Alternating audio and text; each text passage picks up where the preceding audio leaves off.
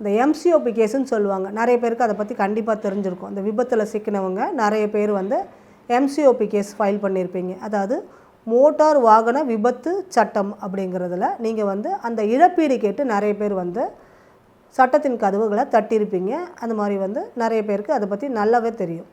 So அப்போ தான் வந்து அந்த இழப்பீடு வந்து வாங்க முடியும்ப்பா. அப்போ தான் இன்சூரன்ஸ் கிளைம் ஆகும், அப்போ தான் இழப்பீடு வாங்க முடியும். அதனால் நீ வந்து கேஸை ஒத்துக்கோப்பா, நீ தான் வந்து இடிச்சிட்டன்னு சொல்லிடுப்பா.